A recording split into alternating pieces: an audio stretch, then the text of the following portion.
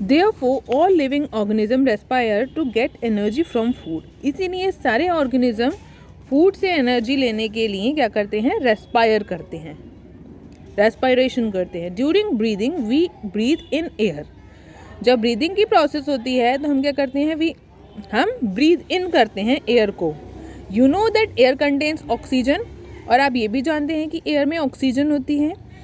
We breathe out air which is rich in carbon dioxide. हम breathe जब out करते हैं एयर को, जब हम अपनी एक्सपायरेशन की प्रोसेस करते हैं, तब क्या होता है? कार्बन डाइऑक्साइड गैस रिलीज होती है. आपको पता है ब्रीदिंग की प्रोसेस में दो प्रोसेस होती हैं. एक होता है इंस्पायरेशन और एक होता है एक्सपायरेशन. इंस्पायरेशन मीन्स जब आप ऑक्सीजन को इनटेक करते हैं, और एक्सपायरेशन मीन्स जब आप कार्बन डाइऑक्साइड गैस को एक्सक्रीट आउट करते हैं, एक्सहेल करते हैं. The air we breathe in is transported to the all parts of the body and ultimately to each cell. जो भी हमने एयर ब्रीद इन करी, the air we breathe in, वो एयर जो हमने ब्रीद इन करी वो ट्रांसपोर्ट होती है कहाँ से? बॉडी के सारे पार्ट्स तक और अल्टीमेटली हर सेल तक. In the cell oxygen in the air help in the breakdown of food. Cells में फूड के ब्रेकडाउन में जो हेल्प करती है वो कौन सी गैस करती है? Oxygen gas. The process of breakdown of food in the cell with the release of energy is called cellular respiration. वो प्रोसेस जिसमें फूड का ब्रेकडाउन होता है सेल में. ठीक, फूड का ब्रेकडाउन कहाँ पे होगा? सेल में.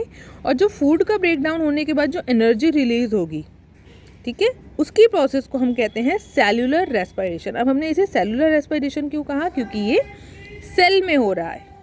Cellular respiration take place in the cells of all organism. सारे ऑर्गेनिजम्स की सेल्स में सेल्यूलर रेस्पायरेशन होता ही है. In the cell the food glucose is break down into carbon dioxide and water using oxygen. Oxygen की help से cell में जो फूड होता है उसका ब्रेक डाउन होता है कार्बन डाइऑक्साइड एंड वाटर में. You are very well known with this equation. Glucose का देखिए ऑक्सीडेशन हो रहा है, फूड का ऑक्सीडेशन हो रहा है ऑक्सीजन की हेल्प से.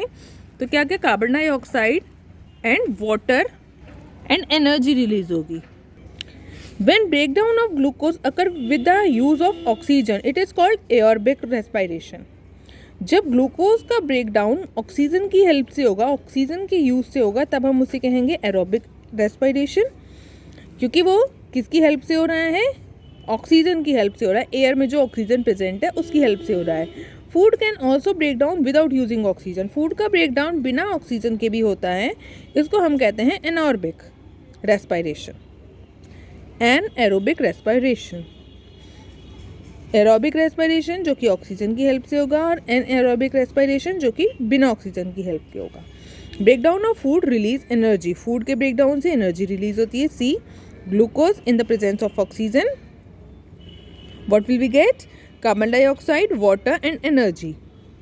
You should know that there are some organisms such as yeast that can survive in the absence of air. आप कुछ ऑर्गेनिजम्स ऐसे होते हैं जैसे यीस्ट, वो एयर की एब्सेंस में भी वो सर्वाइव कर सकते हैं.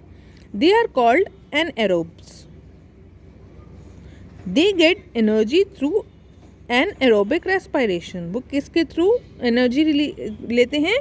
कैसे एनर्जी गेट करेंगे? बिना ऑक्सीजन के उनमें रेस्पिरेशन होगा, तो ऐसे रेस्पिरेशन को हम क्या कहते हैं? Anaerobic respiration. In the absence of oxygen glucose break down into alcohol and carbon dioxide.